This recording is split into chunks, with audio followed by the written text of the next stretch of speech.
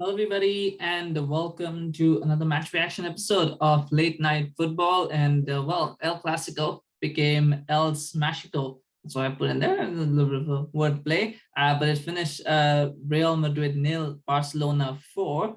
It got some serious 2009, 2010 vibes there, I think, from Barcelona, the way they were playing in this game. A really, really comprehensive win for them. They've had a bit of a resurgence since Xavi joined. And of course, we've covered that as well in the past episode. And I think this kind of is like that moment. We might look back on this in a couple of seasons' time and say, and we might say that was the moment when things took a turn for the better for Barcelona. I think this, or when this was kind of the exclamation point on the resurgence for Barcelona. But a wonderful, wonderful performance. And I said this as well, I think at the start of the season, I said, the present the start of the season, the present looks bad, but the future looks bright. As long as they don't do anything stupid, the future looks bright. And I think it does. I think that just this game just reinforced that. Some wonderful play, some harkening back to some of the best bits of Barcelona that we've seen over the last couple of seasons. Not over the last, I should say, over the last couple of seasons, but over the last like maybe a decade ago or so, when we saw them play the way that they have played. I think that they just hark back to that this season. It was wonderful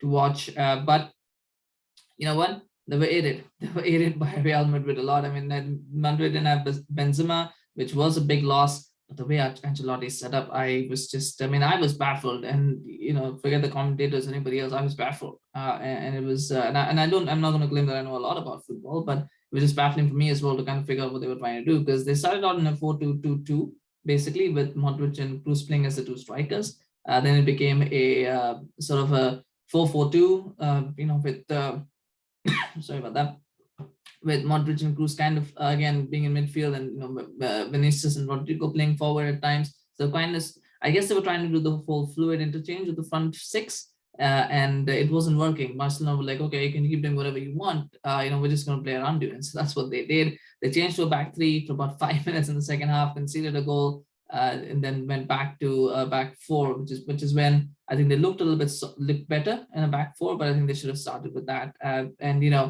Not having Benzema made a big difference, because they kept trying to. I think when he plays, he gives them that focal point. He gives them that attack at the focal point, as well as the fact that he comes up with goals and big moments. I think they missed that. They missed that today, and I don't know. Ancelotti kind of just bottled it with his tactics a little bit.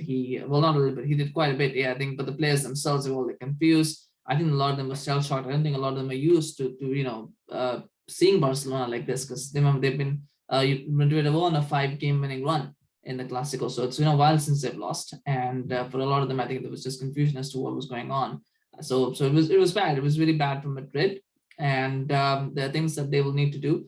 But I mean, take nothing away from Barcelona. They were sensational. Aubameyang playing with a smile on his face. I don't know, where that energy, that enthusiasm has come from for him. Maybe he needed to get away from Arsenal. Maybe he was tired of, the whole thing at Arsenal, where he was always, playing Europa League football. Maybe now he feels much better at Barcelona, because there's obviously things that he can win, things that at level that he wants to be. So I think that's something that's nice to see Aubameyang doing well, obviously, and seeing him playing with a smile on his face. Ferran Torres, for me, a player who always impresses. I don't see much of him, but whenever I see him, he impresses me. And I still can't believe why City would let him go so easily. I mean, I know he wanted to go to Barcelona, but I thought they would have made a bit more of an effort to keep him, because he looks like a class player. He really looks like a class player in the making. So I hope he continues to grow that way. I know a lot of people say Pedri is going to be a star in the future. I disagree. I don't think he's going to be a star in the future. I think he is a star in the present. That's what he is. He is right now. He's already a star. He doesn't need to wait for the future. He is a star in the present. I think he's a fantastic player. That you keep watching him. The more you watch him, the more you get impressed by him. And it's hard to believe he's still a teenager. But the kind of work that he puts in, the kind of effort that he puts in, is just unbelievable. Same with Busquets, did well. I was very impressed with Araujo as well. Araujo was the player that impressed me. And again, he's been linked with Manchester United. And I just thought, if you are Ronald Araujo, why do you want to be linked with Manchester United? That's a step down. You want to go to United, you stay at Barcelona. Barcelona are going to be, in much better shape at the moment than United. So, I mean, if it's only money, I know money talks, and money can sometimes get you stuff that you don't deserve. But you know what? If I'm Araujo, I'm sticking to Barcelona. I should be sticking to Barcelona. I shouldn't be going to United. Or maybe if I'm going away, then maybe go to another better club, but not go to Manchester United. I don't think that should happen. But I was impressed with him. I liked him. I liked what I saw. I thought he was wonderful today as well. Playing, remember, he was playing as a right back. He was playing as a centre back. He was playing as a right back, but I do believe the centre back is his best position. But he still did very well. as a right back. So that's something for him as well to be proud of course. And a lot of credit, massive credit to Xavi, I think, for the way that he has set this team up, the way that he's helped this team along. It came in at a very difficult time, but he's really turned the team around. He's been hurt, of course, in the winter transfer window. He's been able to make some purchases, been able to sell some players. But overall, I think he's done a very good job of bringing this group of players together, making them all feel part, feel valued, and really bring them together. And a shout out to Dembele as well. Dembele was good in the first half. Again, the problem is the same. It hasn't worked out for him at Barcelona because he's struggled with injuries, with fitness. Again, in this game, he looked off the pace in the second half. He started to tire a bit. But in the first half, he was excellent. He was absolutely brilliant. Got 2 assists. It gave a lot of trouble, and it worked well. I mean, for Madrid, I think Carvajal had a real problem in the first half, and I think it's probably the system was affecting him. So he's keeping on misplacing passes, keeping on losing the ball, and I think that kind of summed it up. Carvajal doesn't usually have bad games, so for him to have that, I think that summed it up. This is a chance for Vinicius as well to show that maybe he can be the man going forward, but he didn't do that well today. And again, it's not a reflection on the quality of player that he is, but these are the kind of moments that make you sometimes. And I think with Vinicius, I think he will look at this as an opportunity lost. I think going forward, I don't think this affects the title race as much. I don't think. I mean, it's still 9 points. If Barcelona win the game in hand, it's still 9 points. So that's still 3 games. There's about 8 games left to play. So there's not that much opportunities, as Barcelona could still do it. They could still do it if Madrid implode. But for the most part, I think it's too late now for Barcelona to kind of win the title. But stranger things happen. We'll keep an eye on it and we'll see what happens there. But I don't think it affects much. But for next season, I do think this helps Barcelona a lot. And I think Barcelona, for me, next season, they will probably be favorites over Madrid to win the title. As long as it's just going to caveat. Don't do anything silly. Just keep doing what you're doing. Do not try to, go for 100 million pound, 150 million pound signings. Don't try to do that. Don't try to compete with Madrid. Just try to get the players that you need in the positions that you need. I do believe they're in better shape than Madrid at the moment, because if you look at Madrid's team, if you just compare the team, the Madrid right now are too reliant on Benzema, they're too reliant on Modric. Now I know they're going to get Mbappe. How will he fit in? We'll have to wait and see. But they still haven't had that midfield replacement for Modric. I don't think Valverde has been able to do it. I know, Camavinga for some reason hasn't been able to. Ancelotti doesn't trust him as much. But they haven't yet moved on from Modric and Kroos, which they need to do.